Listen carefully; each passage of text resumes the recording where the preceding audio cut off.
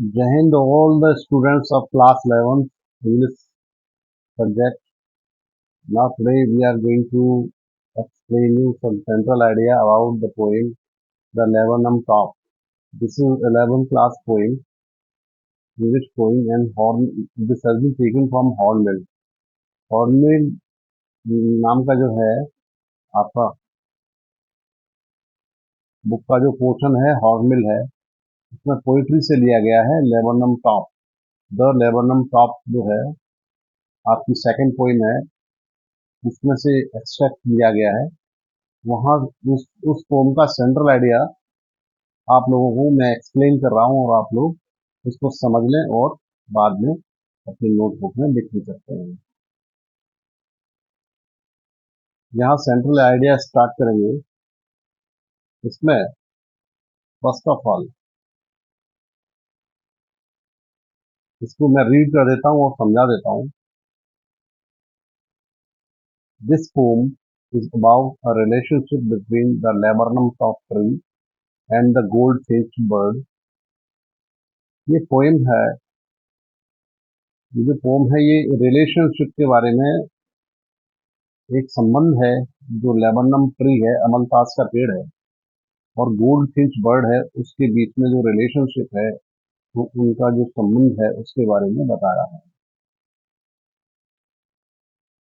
The tree is yellow, पेड़ yellow हो रहा है, उसकी पत्तियां येलो हो रही है, पीली हो रही है, साइलेंट है, वहां शांति है पेड़ पर।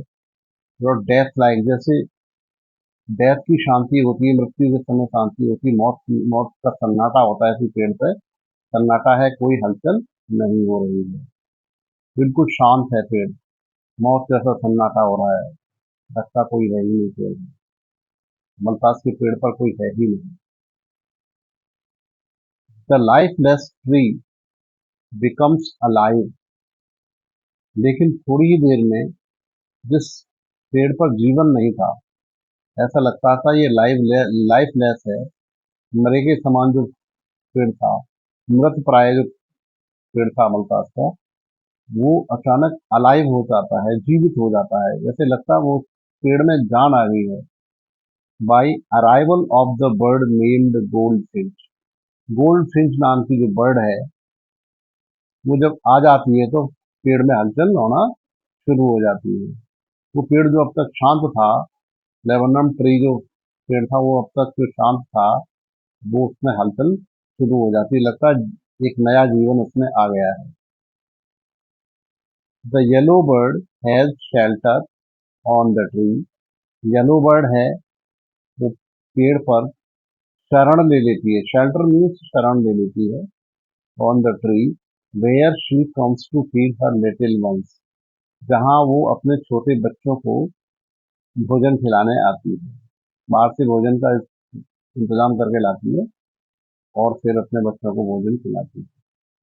जैसे ही वो भोजन खिलाती है अपने बच्चों को, हर यंगर वंस स्टार्ट, उसके छोटे बच्चे वो बोलना शुरू कर देते हैं। इसमें लिखा है chirping, start chirping on seeing there mother, अपनी माँ को देख के वो चहचहाना शुरू कर देते हैं। चर्पिंग माने चहचहाना, तो चहचहाना अपनी मदर को देखते ही बच्चे चहचहाना शुरू कर देते हैं। And vibrating and flapping their little wings, और स्पंदित होने लगते हैं, अपने पंखों को फड़फड़ाने लगते हैं माँ को देखते ही, और चहचहाने लगते हैं। आफ्टर फीडिंग देम, बर्ड जो है अपने बच्चों को भोजन खिला देती है। She moves to the other branches, अब वो दूसरी ब्रांचों की तरफ बढ़ जाती है, दूसरी जो डालियां हैं उनके किनारे पे वो आगे बढ़ जाती है। ब्रांच है से दूसरे किनारे पे आके वो उड़ के बैठ जाती है।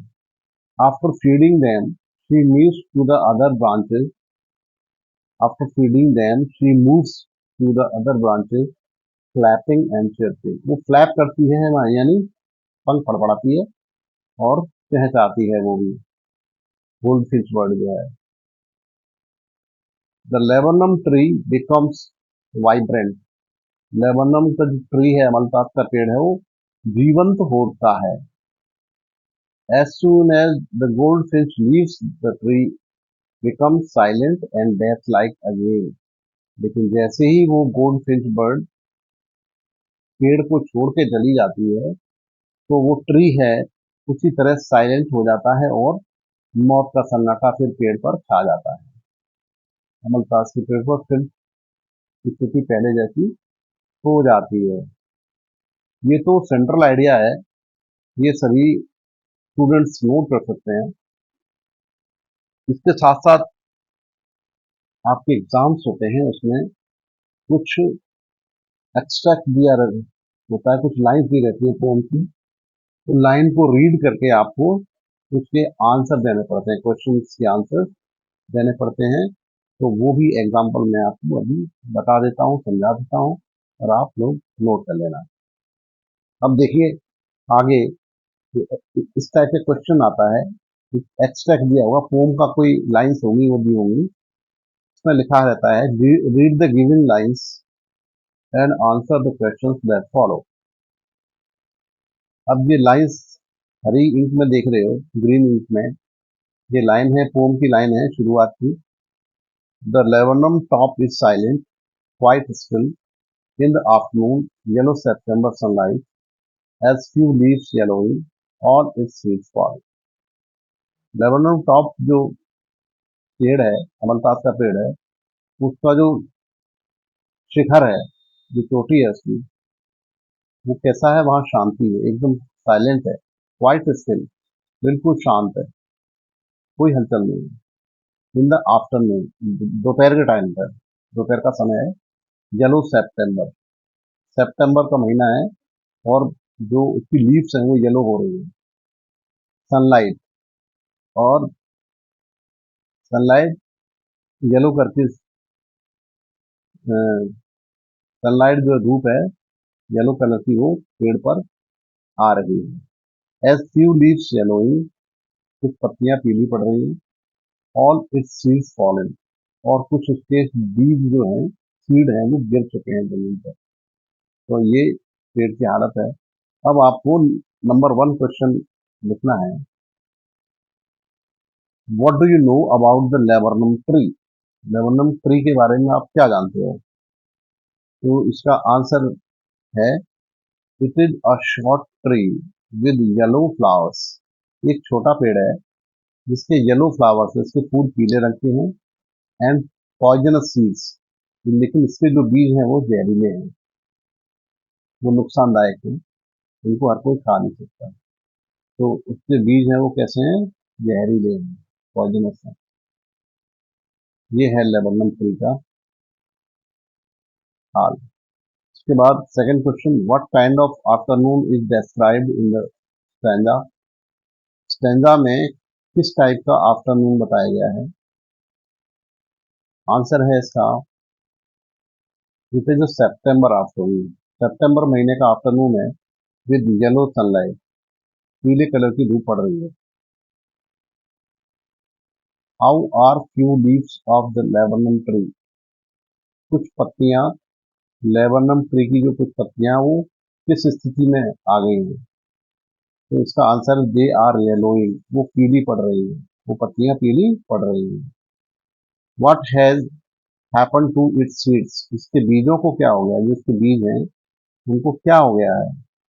तो इसका आंसर होगा, all its seeds have fallen, इसके सभी बीज जमीन पर गिर गए हैं। ये आपने नोट कर लिया होगा और समझ भी लिया होगा।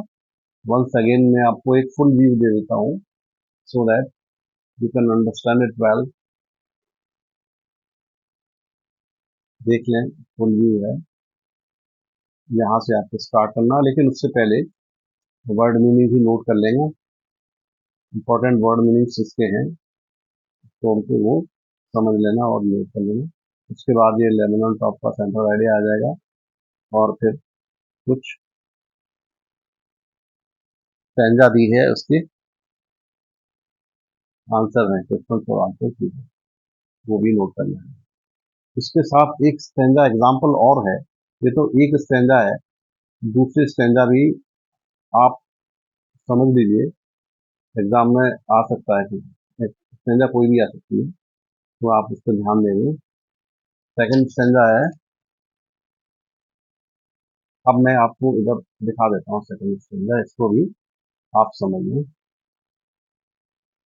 देखिए, ये स्टेंजा है, ये वाली, the whole tree trembles and thrills, पूरा पेड़ हिल रहा है, कांप रहा है, आविष्ट हो रहा है पूरा। It is the engine of her family, ये पेड़ गोल्ड फिंच के फैमिली का इंजन जैसा है, जैसे इंजन आवाज करता है जैसे पेड़ भी आवाज करने लगता है।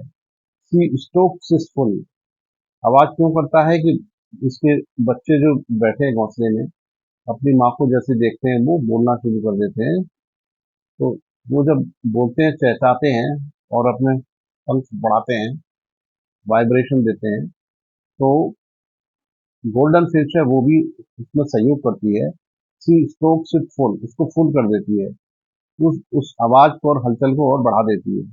Then floods out to a branch end, उसके बाद बच्चों को फीडिंग करके भोजन खिला के वो डाली के दूसरे एंड पे किनारे पे चली जाती है।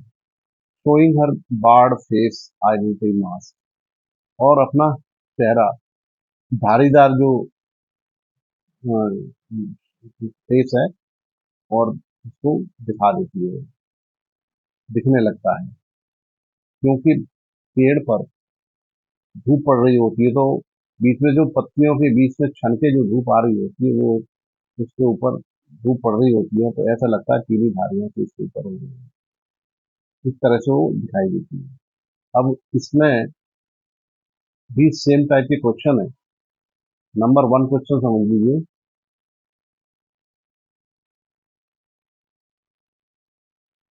Y does the tree get thrilled, इसका आंसर होगा it gets,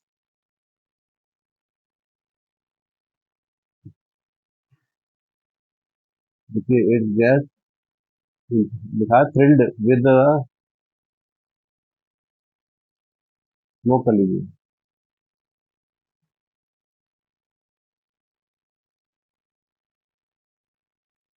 with the chirping of the goldfinch young ones, जो उसके बच्चे हैं उनकी चहचहाने की आवाज से पेड़ में हलचल आ जाती है।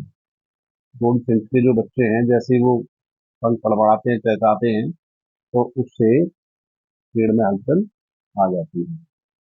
और नाउ अगला क्वेश्चन है,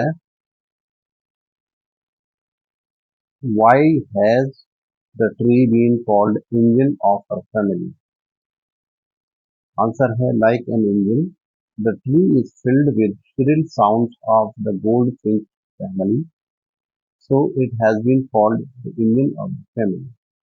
जैसे इंजन की तरह ये भी पेड़ भी है, ये गोल्ड फिंच की साउंड से गूंज उठता है, so it has been called the engine of our family। जैसे इंजन स्टार्ट होता है तो आवाज आने लगती है, ऐसे ही जब गोल्ड फिंच आ जाती है पेड़ पर, लैबनम लेबनम ट्री पर जब आ जाती है, तो इसमें आवाजें आने लगती हैं, बर्ड्स के जो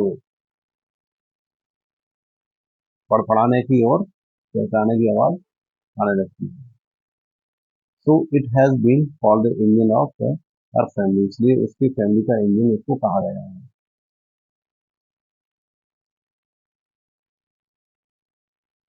आगे नेक्स्ट क्वेश्चन है, why has her face been called an identity mask, her face has been called an identity mask because the goldfinch is recognized by her stiff face।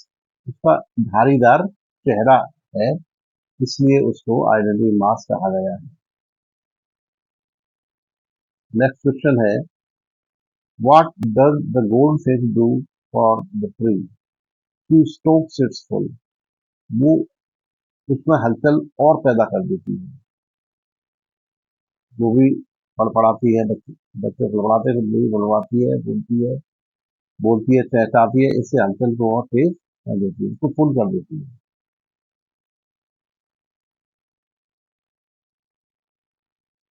इसको नोट कर लीजिए सभी बच्चे, all the students please note it down.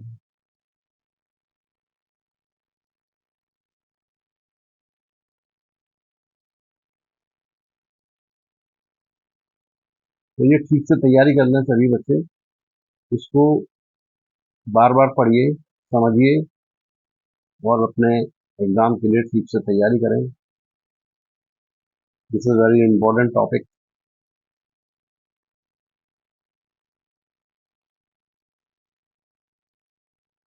लिख लिया होगा, note कर लिया होगा सब बच्चों ने, ठीक है।